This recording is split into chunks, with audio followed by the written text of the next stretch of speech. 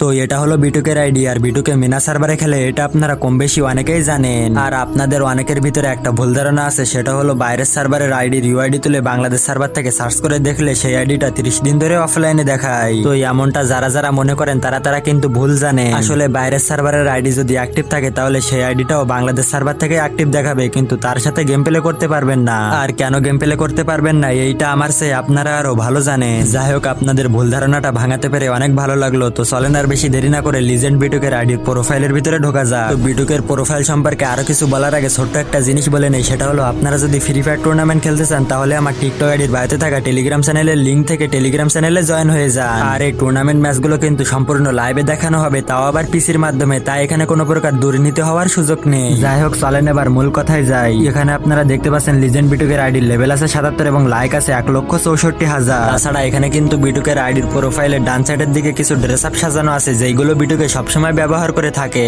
আর এখানে বিটুকের এডব্লিউএম এর লেভেল আছে 33, তাহলে তো বুঝতে পারছেন যে বিটুকে কি রকম এডব্লিউএম চালায়। তো আপনি যে 2 মিনিট পর পর নিজেকে পুরনো প্লেয়ার বলে দাবি করেন, এখন আপনি এটার একটা প্রমাণ দিয়ে যান। আচ্ছা, তো আপনি বলেন তো তার আইডির নাম বিটুকে দেওয়ার কারণ কি? এই প্রশ্নের উত্তরটা আপনি কমেন্টে দিয়ে যান, আর আমরা তার ড্রেস আপ সম্পর্কে কথা বলি। আচ্ছা, তো এখানে তার ড্রেস আপ সম্পর্কে আমাদের আর নতুন করে বলার কিছু নেই, কারণ সে এখান থেকে আরো 7 বছর আগে যে ড্রেস আপটা ব্যবহার করতো সেম 2025 সালে এসেও সেই একই ড্রেস আপটা ব্যবহার করে। সবশেষে এখানে তার একটা অ্যানিমেশন আছে, যে অ্যানিমেশনটা সে নারুটো ইভেন্টের থেকে বের করেছিল। আর এই অ্যানিমেশনটার নাম কি এটা আপনারা অবশ্যই কমেন্টে বলে যাবেন। যাই হোক, এখানে কিন্তু আমাদের বেশিরভাগ জিনিসগুলোই দেখা হয়ে গেছে। এবার যদি তার ভুয়া পাসের কথা বলি তাহলে এখানে আমরা দেখতে পারবো সে মাঝে মধ্যে ভুয়া পাস নিত, আবার মাঝে মধ্যে ভুয়া পাস নিত না। এরপরে যদি ইলিট পাসের কথা বলি তাহলে এখানে আমরা দেখতে পারবো সে যখনই গেম খেলা করতো তখনই ইলিট পাস গুলো নিত, আবার যখনই গেম খেলা ছেড়ে দিত তখন তার ইলিট পাসের ব্যাচ থাকতো মাত্র 1টা 2টা 5টা 9টা এরকম। তাছাড়া বিটুকে কিন্তু সিজন 2 থেকেই গেম খেলা করে। আর বর্তমানে স্ক্রিনের উপরে দেখতে পাচ্ছেন যে তার আইডিটা 13 ঘন্টা আগেই অ্যাক্টিভ ছিল, তার মানে বিটুকে এখনো অব্দি গেম খেলা ছেড়ে দেয়নি।